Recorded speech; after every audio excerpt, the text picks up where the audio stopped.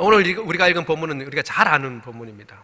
바울은 내가 복음을 부끄러워하지 않는다 라고 얘기하고, 이 복음은 모든 믿는 자에게 구원을 주시는 하나님의 능력이 되고, 그것은 이제 유대인들에게 먼저였고, 그리고 이제 헬라인에게다 라고 얘기를 하고 있습니다. 특별히 16절을 중심으로 해서 같이 말씀을 나누려고 합니다.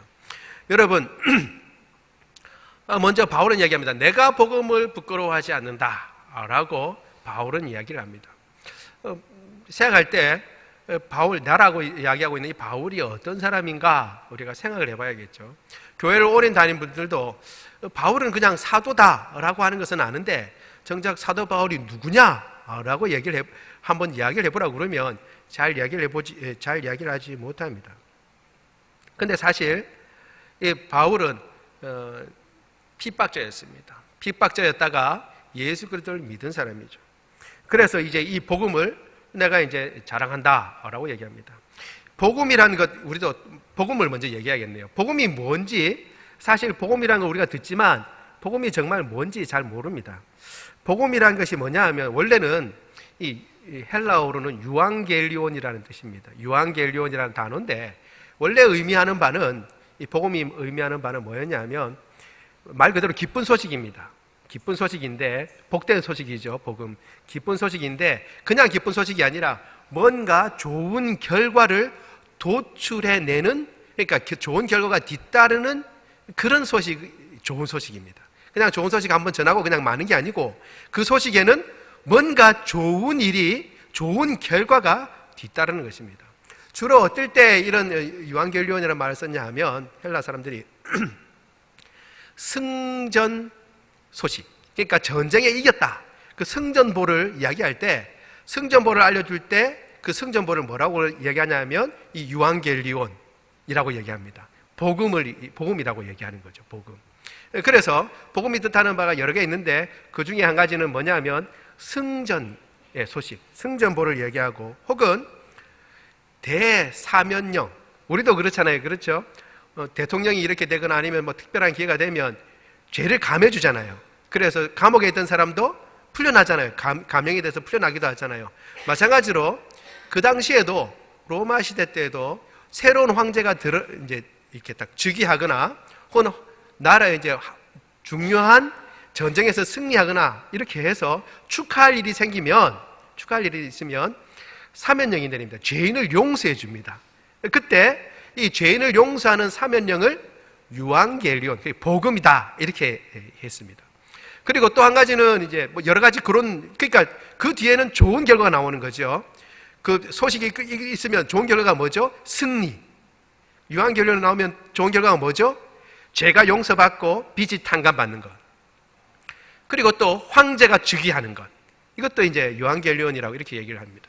그 뒤에는 이제 이 의미가 확대돼서 이제 황제가 이야기하는 모든 말이 유앙겔리온, 그러니까 복음이다, 이렇게 쓰여지곤 했습니다. 아무튼 초대교회부터 이 말을 초대교회에서 그대로 들었었습니다. 그래서 유앙겔리온이라는 말을 그대로 썼는데, 의미는 조금 다르지만 그 의미를 살려서 썼어요.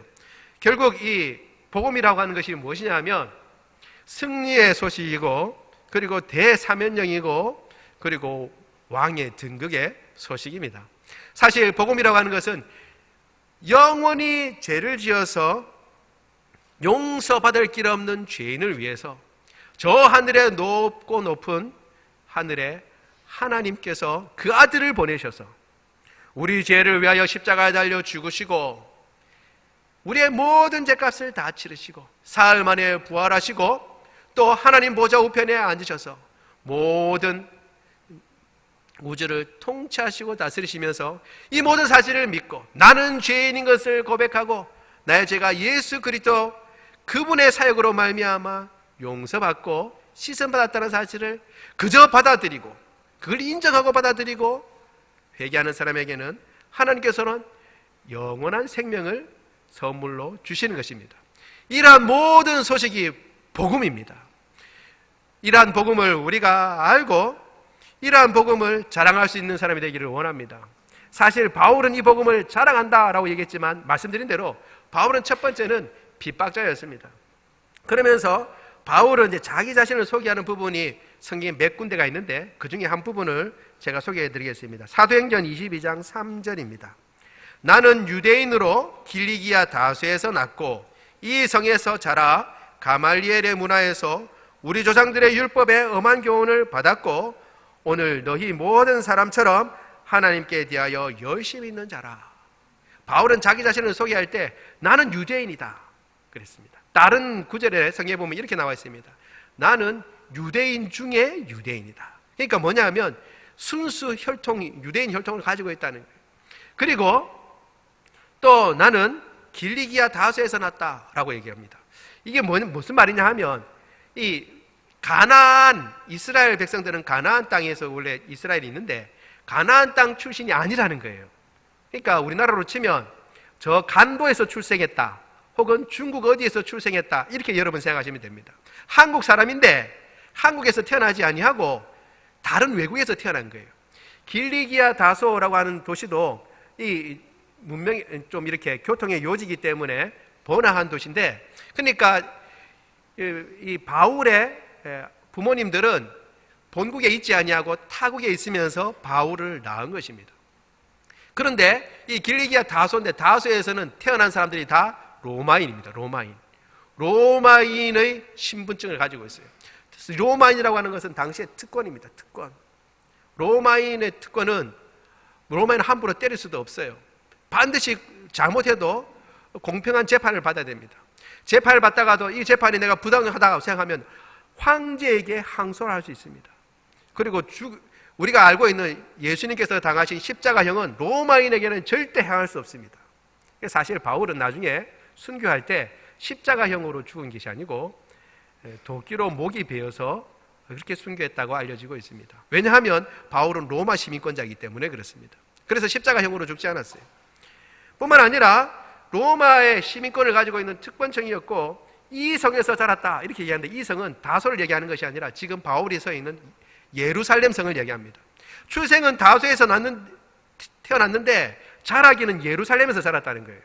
여러분, 그러니까 외국에서 태어났는데 본국 수도에서 자랐다는 겁니다. 여러분 여기서도 공부를 조금 해가지고 서울에 있는 대학교를 가게 되면 어떻게 해요? 뭐 기숙사가 되면 좋지만 아니면 하숙을 하잖아요. 그렇죠? 그러면 그 돈이 만만치가 않습니다. 그렇죠? 배우는 돈도 만만치도 않고 거기서 쓰고 하는 돈이 만만치 않습니다. 그런데 본래 집이 거기 없고 길리기아 다소인데도 불구하고 이 예루살렘에 와서 잘하고 공부를 할 정도였다 그러면 재력이 있다는 거예요? 없다는 거예요? 있다는 거예요. 이 구절에서 우리가 딱 알 수 있는 게 뭐냐면 바울은 본토서생은 아니고 디아스포라라 그럽니다. 흩어져 있는 유대인의 자손이지만 로마 시민권이 있고 또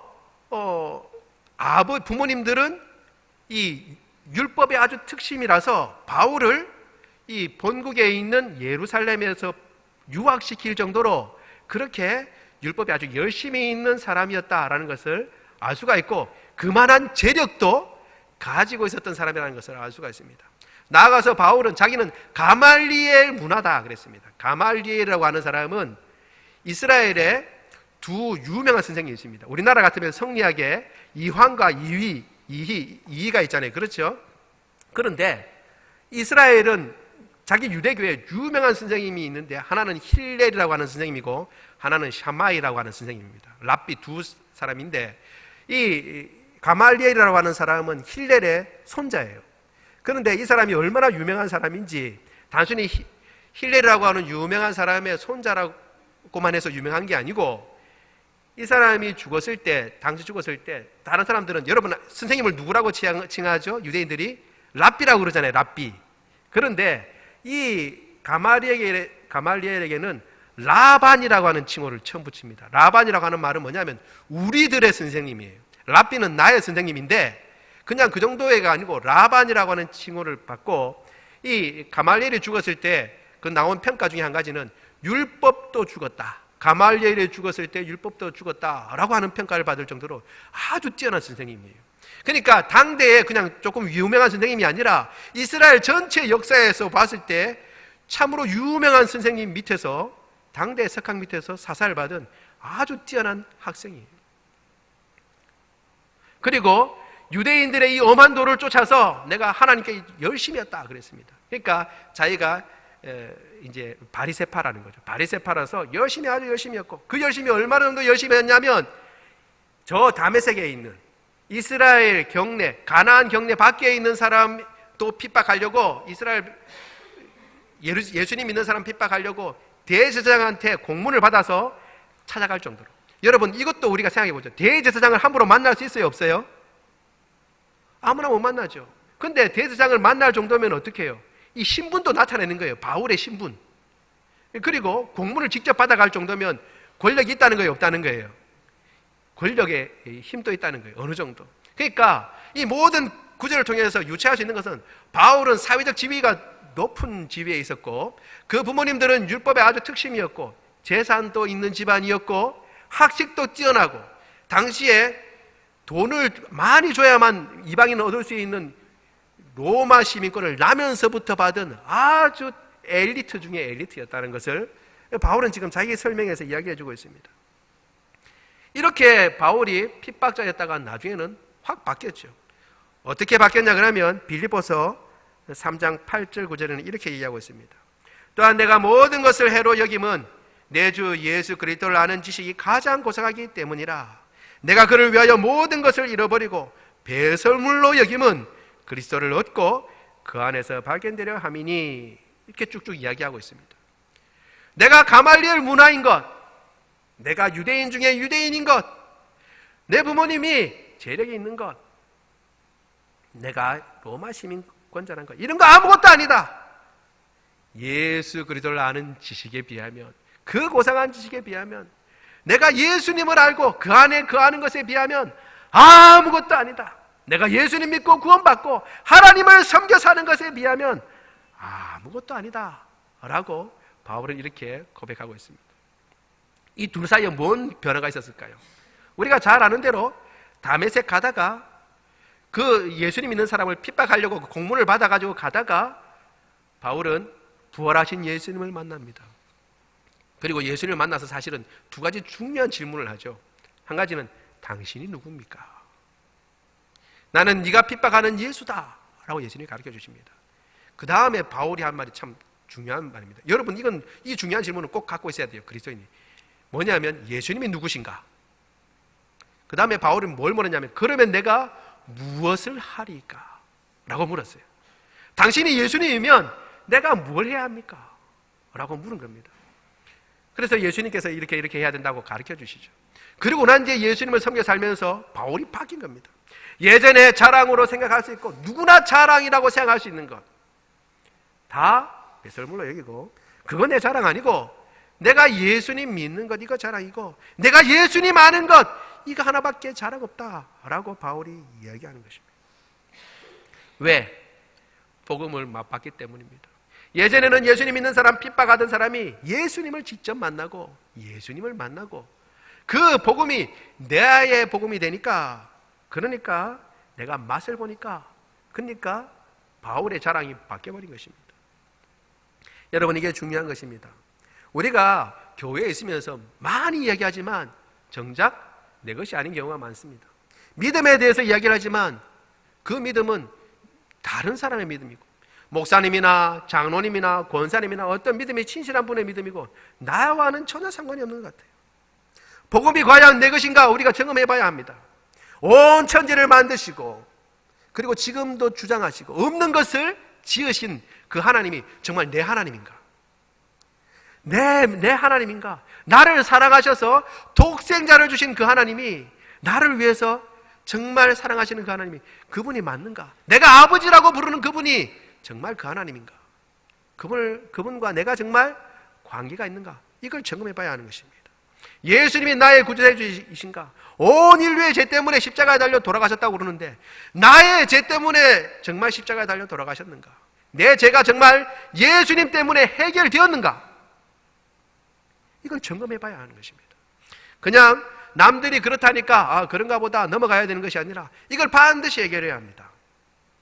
제가 아는 어떤 목사님은 이것이 해결되지 않은 채로 머리만 알고, 그리고 당연히 예수님 그래 그렇지 예수님 구원자지 하고 왔다가 신학교도 다 졸업하고 목사님이 되셔서 복음을 증거하고 난 뒤에 한참 있다가 이 문제가 딱 들쳐옵니다. 왔는데 대답을 할 수가 없었어요. 설교는 하고 있는데. 그래서 중단했어요. 중단하고 이 문제를 먼저 해결해야 했습니다. 여러분, 이 문제가 먼저 해결돼야 됩니다. 복음이 내 복음이 돼야 돼요. 바울은 얘기합니다. 나는 복음을 부끄러워하지 않는다. 왜? 내가 복음을 맛봤기 때문에. 여러분, 복음이 나의 복음이 되기를 원합니다. 나의 예수님이 되기를 원합니다. 나의 하나님이 되기를 원합니다. 이것이 아주 중요합니다. 살아남은 축제에 무엇을 증거하고 무엇을 전하기 이전에 하나님이 나의 하나님이고 이 구원이 내 것인가 돌아봐야 하는 것입니다. 그 다음에 그 복음에 대해서 바울은 이야기합니다. 나는 이 복음을 자랑한다 라고 얘기합니다. 부끄러워하지 않는다라는 말은 내가 그냥 이거 부끄러울 정도는 아니고 그냥 막 견딜만 할 정도다 이걸 얘기하는 게 아닙니다.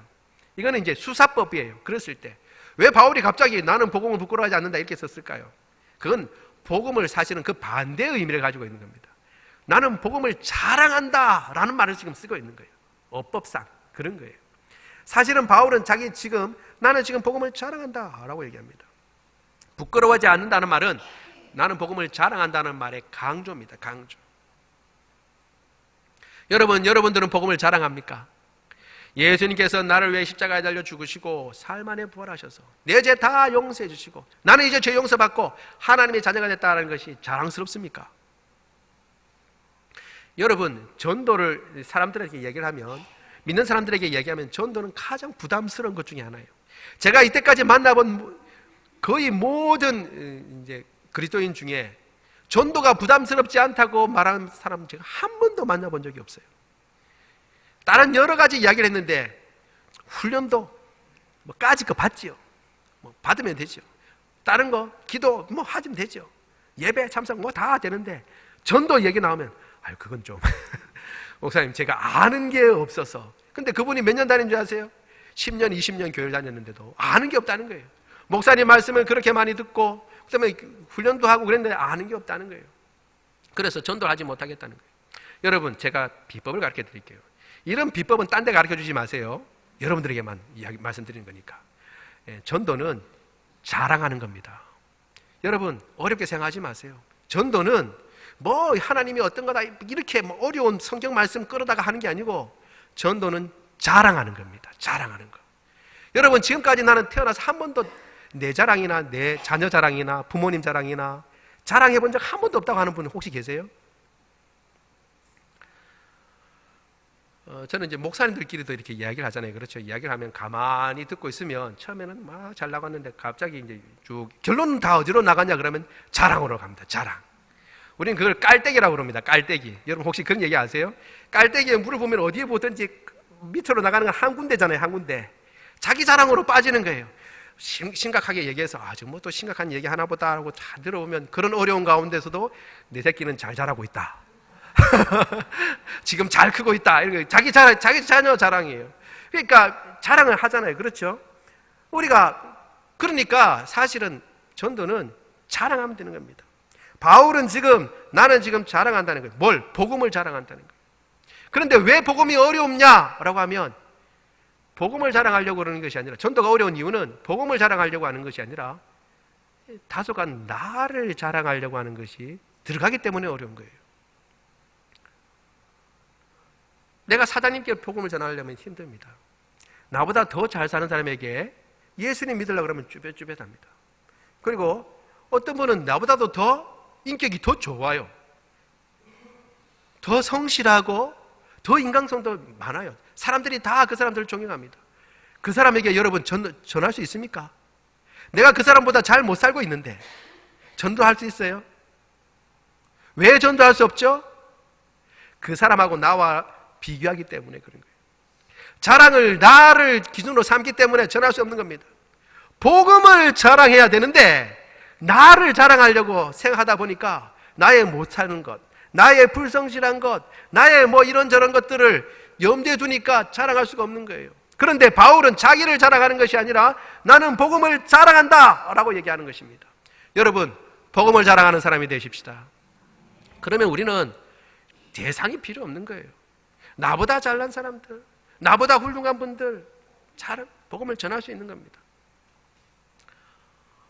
어떤 미국에서 일어난 일입니다. 어떤 분이 있는데 이분은 평생 이제 교회 다녀본 적이 없고 다니려고 생각해 본 적도 없죠. 나이가 지긋하게 들었는데 이분에게 와서 복음을 전하는 사람도 없습니다. 왜냐하면 이분은 건강하고 그리고 좋은 직장에 다녀서 은퇴를 했고 부유하고 자녀들이 잘 되고 있어요. 인격도 고매하고 실수가 없어요. 누구나 자타가 다 인정합니다. 그러니까 굳이 교회 나갈 이유가 없는 거예요. 우리가 생각할 때, 세상 사람들을 볼 때. 그런데 이분에게 딱 한 번 일이 터졌어요. 어떤 일이냐면 옆집에 놀러 온 그 집에 이제 손녀가 이제 놀러 왔는데 이 손녀가 빼꼼히 이제 담장을 이렇게 외국 담장 이렇게 낮은 담장이잖아요. 그렇죠? 옆에 딱 보고 할아버지 옆집 할아버지가 있는 걸 보고 이 맹랑하게 이렇게 얘기합니다. 할아버지 예수님 믿으세요. 예수님 믿지 않으면 지옥 가요. 이렇게 얘기합니다. 애가 얘기한 거니까 이거 뭐라고 얘기할 수 없고 그냥 그 듣고만 있었는데 아직 자기에게 그렇게 얘기하는 사람은 없었어요. 자기는 잘 산다고 했는데 지옥 가는 이유가 예수님 믿지 않기 때문이라는 거예요. 할아버지가 좋은 일 하지 않았기 때문에 혹은 훌륭한 분이 못 됐기 때문에 혹은 가난하기 때문에 지옥 가요가 아니라 예수님 믿지 않으면 지옥 가요라고 하니까 자기는 예수님 믿은 적이 없어요. 인격적으로 훌륭하다 그러고 잘 살고 자녀들도 잘 됐고 아무 걱정 근심 없지만 예수님은 믿어본 적이 없다는 거예요. 그러면 그 애 말대에 의하면 지옥 가요 안 가요? 그 소리가 계속 맴도는 거예요. 결국 이분은 다 늦은 나이에 예수님 믿고 구원받았어요. 여러분, 그래서 우리가 자랑할 때 무엇을 자랑하느냐 아주 중요합니다. 복음을 자랑하는 사람이 되기를 원합니다. 살아나는 축제는 사실 대각성 전도 집회라고 사랑의 교회에서부터 먼저 시작됐어요. 그런데 이것이 이제 사랑의 교회 부목사로 계시던 최홍주 목사님이 호산나 교회로 오셔서 같은 이름으로 이제 하기가 좀 그러니까 이름을 바꿨습니다. 사랑 나눔 축제. 처음에는 그렇게 대각성 전도 집회로 하다가 사랑 나눔 축제로 바꿨어요. 그래서 사실은 사랑 나눔 축제라고 할 때 이 처음에 대각선 전도 집회라고 하는 이름을 왜 붙였는가 우리가 생각해 볼 필요가 있습니다. 여러분, 만약에 단순히 전도하기 위하라면 전도 축제 혹은 새가족 축제 해도 되죠. 그렇죠? 근데 그 앞에 대각성이라는 게 붙었어요. 왜 대각성이 붙었냐 그러면 이 축제는 믿지 않는 사람들만을 위한 축제가 아니기 때문에 그런 거예요. 믿는 사람들도 이 축제에 참여해야 합니다. 왜? 다시 한번 각성해야 하니까. 복음은 한 번 듣고 끝나는 것이 아니라 계속 확인하고 다시 한번 반추하고 다시 한번 의미하는 것입니다. 하나님이 나의 하나님인가 다시 한번 돌이켜보고 나의 하나님으로 내가 섬기고 있는가, 예수님이 나의 주님이신가 다시 돌이켜보고 확인하는 놀라운 시간입니다. 복음이 전파되면 반드시 예수님과 나의 관계가 다시 한번 어떤 관계인지 돌이켜보게 되어 있는 거예요. 그래서 이것은 대각선 전도 집회라고 했습니다. 따라서 여러분, 지나가는 이야기지만 이거 사랑나눔 축제 때 아무도 데리고 올 사람이 없다. 그럼 난 빠져야지. 그거 아닙니다. 어떻게든지 와서 복음을 듣고 가장 중요한 복음 가운데 나의 믿음을 다시 확인해야 하는 것입니다.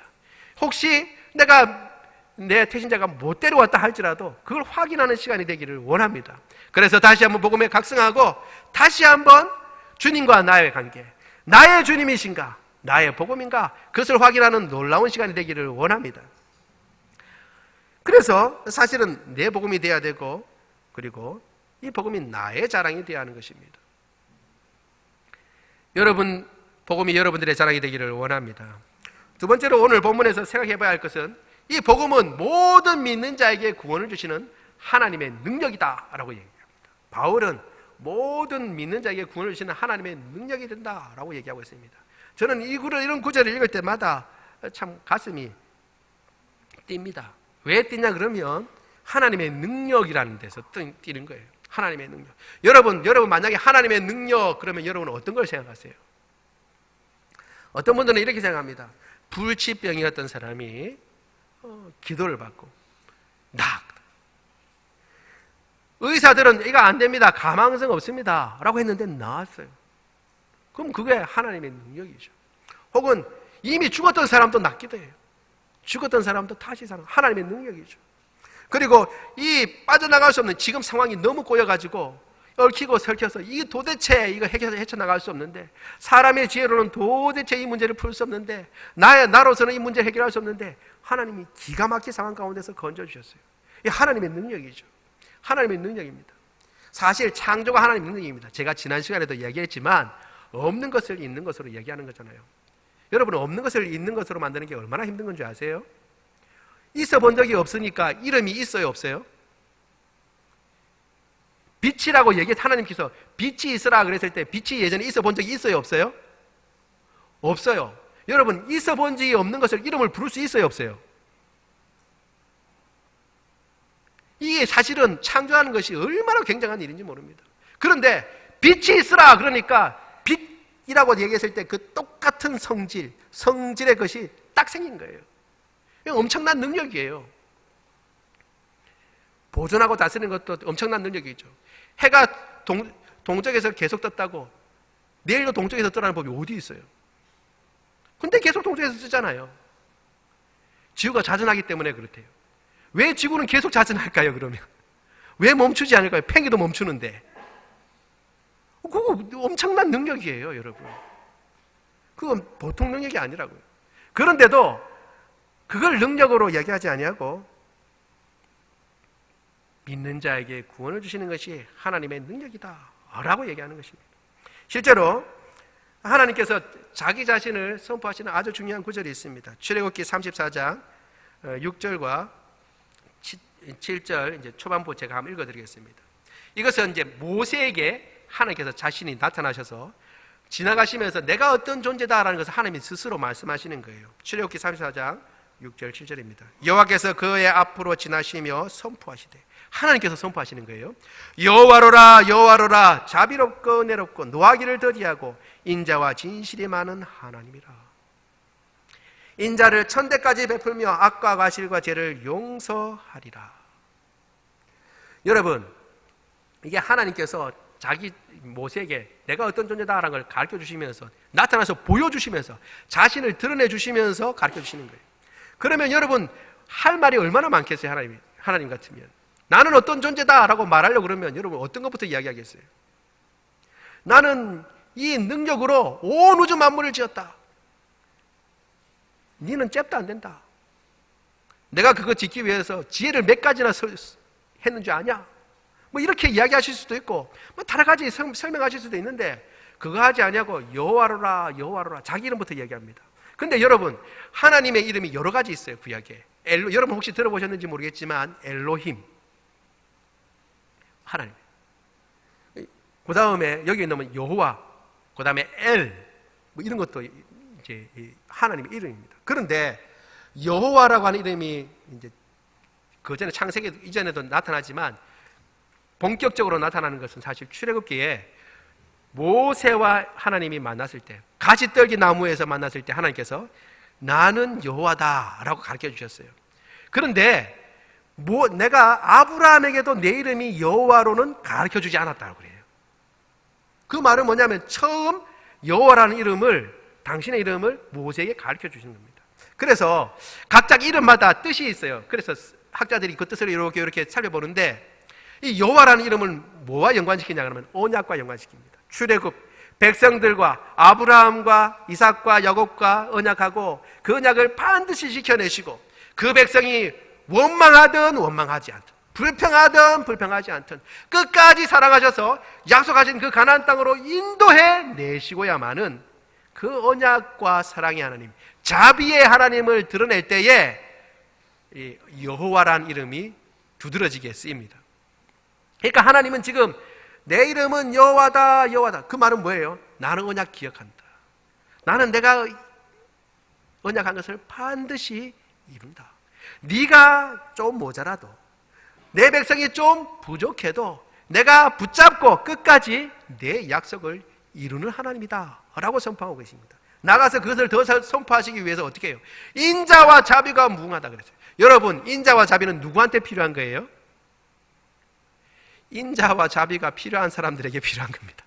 그 말은 뭐냐 하면 하나님은 나는 인자와 자비를 베푸고 너희는 그 베푸는 대상이라는 거죠. 부족한 백성들 향해서 모세를 비롯한 모든 이스라엘 백성들, 출애굽한 백성들, 부족하고 연약하고 죄되고 불평불만 많은 너희들, 나는 그들은 너희들 자비를 베풀고 인자를 한없이 베푸는 하나님이다 라고 얘기하는 것입니다.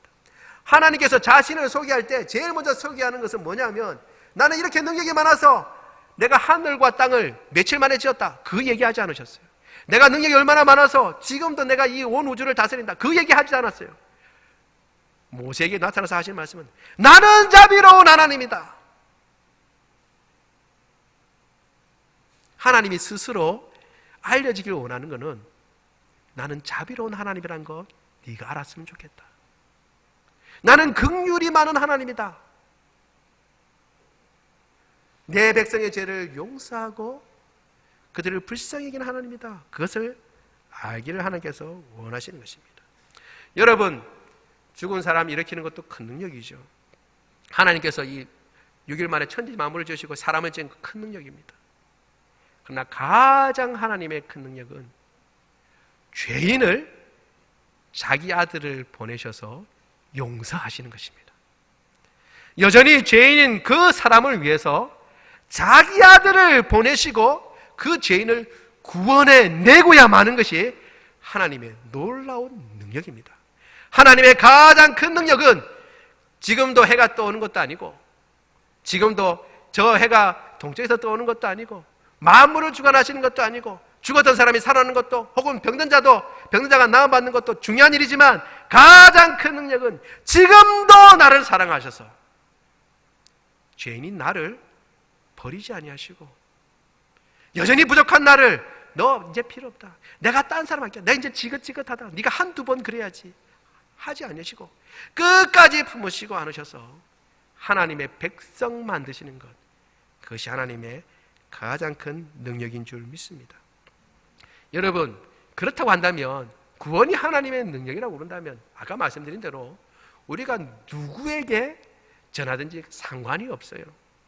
내가 하는 일이 아니라 구원을 이루시는 능력은 하나님의 복음입니다. 하나님이 하시는 거예요. 하나님이. 제가 하나님이 하신다는 것을 참 깨달았던 적이 있습니다. 지금 이제 우리가 아직도 지금 하고 있죠. 금요일마다 금요 새벽 기도 끝나고 난 뒤에 아파트 전도를 하는 걸로 제가 알고 있는데, 제가 처음에 이제 장로선화교회 부임해서였습니다.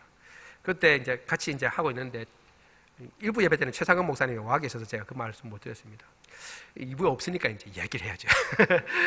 최상근 목사님이 그런 얘기를 하시는 거예요. 야, 희한하다는 거예요. 그 목사 희한하다. 뭐가 희한합니까? 그러니까 그 당시에 이제 이 유라이 지구 이제 아파트에 있는 그 지도를 이렇게 딱 보면서 희한한 거 있는데 뭐냐면 요 아파트 입구에서는 우리가 그때는 많이 하는 사람이 많이 없었습니다. 그래서 주변에 있는 모든 아파트 입구에서 다 새벽 전도를 못했어요. 그런데 요 몇 가지 입구에서 이제 아파트 입구에서 새벽 전도를 하는데 요 근처에 있는 등록한 사람들, 요 근처에서 등록한 사람들이 많다. 그런데 우리가 가지 않는 곳 입구에 있는 요 동에 있는 사람들은 등록한 사람이 한 명도 없다는 거예요. 한 명도. 야, 하나님 희한하다, 희한해. 우리가 전도해서 다 온 사람은 아니지만 등록한 사람들은 거기서 새벽 기도 전도 나가는 그 입구 주변에 있는 동에 있는 아파트 사람들이 등록한다. 우리 성도들 주소를 보니까 그렇다는 거예요. 그러니까 맞습니다. 하나님께서는 우리가 누구한테 가가지고 열심히 해가지고 전도하는 것도 중요하지만 그냥 순종하고 전하면 하나님께서 그냥 하시는 거예요. 여러분, 전도는 우리가 하는 게 아니라 하나님이 하시는 겁니다. 우리가 입을 열고 하면 하나님께서 역사하세요. 그래서 제가 그걸 알고 난 뒤부터는 여기서도 그렇죠. 수요 예배 순서에서도 수요 전도를 빠지지 않았습니다. 제가 저기 양산에 가서도 전도 빠지지 않았어요. 왜냐하면 그렇게 해서 전도한다고 요즘 사람들은 그렇게 얘기합니다. 전도지 뿌린다고 누가 오냐고 얘기를 하죠. 누가 오냐. 그건 모르는 일이에요. 하나님이 하시는 거니까. 내가 전도하면 하나님이 엉뚱한 곳에서 보내주시는 거예요. 엉뚱한 곳에서. 여러분, 내가 전도하는 사람들만 온다는 법이 없어요. 내가 전도했는데 하나님께서 그걸 보시고 그 사람이 아니라 다른 사람을 붙여줄 수 있는 거예요. 그런 일이 아주 많이 있어요. 왜? 하나님의 능력이기 때문입니다. 복음은 하나님의 능력입니다. 그리고 죄를 용서하는 것은 사람이 해결할 수 없습니다. 사람이 사람의 죄를 용서할 수 없습니다. 모든 사람이 죄를 범하였음에 하나님의 영광에 이르지 못하더니 라고 했습니다. 이것은 오직 하나님만 하실 수 있습니다. 아들이 있는 자에게는 생명이 있고 하나님의 아들이 없는 자에게는 생명이 없습니다. 따라서 우리가 해야 할 일은 복음이 하나님의 능력이라는 것을 알고 그것을 믿으면서 우리는 전하는 그 일을 해야 하는 것입니다. 나를 의지하는 것이 아니라 하나님의 능력을 의지하는 것입니다. 이번 살아남 주께도 앞으로도 우리의 일생 가운데 하나님의 능력을 의지하고 복음을 자랑하는 저와 여러분 되기를 원합니다. 마지막 구절에 오늘 16절에 보면 첫째는 유대인에게요, 다음은 헬라인에게다 라고 얘기하고 있습니다. 그리고 헬라인에게다 라고 얘기하고 있습니다. 이건 모든 사람이라는 걸 얘기합니다. 여러분 헬라인에게다 그래서 헬라인, 유대인 헬라인, 그리고 나머지 로마인은 빼고 에돔인은 빼고 뭐 아람 사람은 빼고 이걸 얘기하는 게 아닙니다. 여러분 옛날에 중국은 자기를 중화인이라 그랬어요. 중국 사람들. 그렇죠? 그 다음에 중국에서 오른쪽에 있는 사람을 뭐라고 그랬을까요? 중국 사람들 오른쪽에 있는 오랑캐. 왼쪽에 있는 사람들은 그럼 뭘까요? 왼쪽에 있는 오랑캐. 북쪽에 있으면 북쪽에 있는 오랑캐, 남쪽에 있으면 남쪽에 있는 오랑캐. 그러니까 중국 사람에게는 두 종류의 사람밖에 없는 거예요. 천하에. 어떤 사람이죠? 중화인과 오랑캐밖에 없어요. 오랑캐. 그 오랑캐가 북쪽에 살든 동쪽에 살든 서쪽에 살든 상관없어요. 다 오랑캐예요. 마찬가지로 유대인들에게도 사실은 유대인 외에는 다 이방인이에요. 이방인. 헬라인이라고 그러지만 헬라인은 모든 이방인을 다 총칭하는 겁니다. 그러니까 모든 사람입니다. 먼저는 유대인에게요, 그리고 헬라인에게다는 말은 이 구원은 모든 사람에게 주어진다는 겁니다. 예수님 믿는 사람이 누구든지 그 사람에게 다 주어지는 겁니다. 따라서 여러분 다시 말씀드립니다. 사람을 구분하지 마세요. 복음은 사람을 구분하지 않습니다. 근데 우리가 사람을 차별해요. 저 사람은 좀 힘드니까 얼굴이 험상궂게 생겼고 그리고 또 이야기하면 괜히 분위기 이상할 것 같으니까 내가 저 사람은 빼고 다른 사람에게 전해야겠다. 내 만만하고 말 잘 통하는 사람에게. 여러분 만만하고 말 잘 통하는 사람에게도 복음을 전해야겠지만 험상궂은 사람에게도 복음을 전해야 합니다. 왜냐하면 복음은 모든 믿는 자에게 구원을 주는 하나님의 능력이 되기 때문입니다. 헬라인에게나 유대인에게나 차별이 없습니다.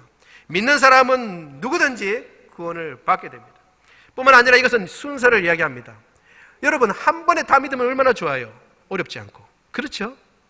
헬라인이나 유대인 상관없이 한 번에 다 예수님 믿으면 되잖아요. 그런데 우리가 알다시피 역사적으로 하나님의 백성된 사람들은 누구예요? 처음에 유대인이었어요. 그 다음에 이방인들에게 그 복음이 전해졌습니다. 그러면 우리는 생각합니다. 유대인의 역할이 뭔가? 유대인의 역할.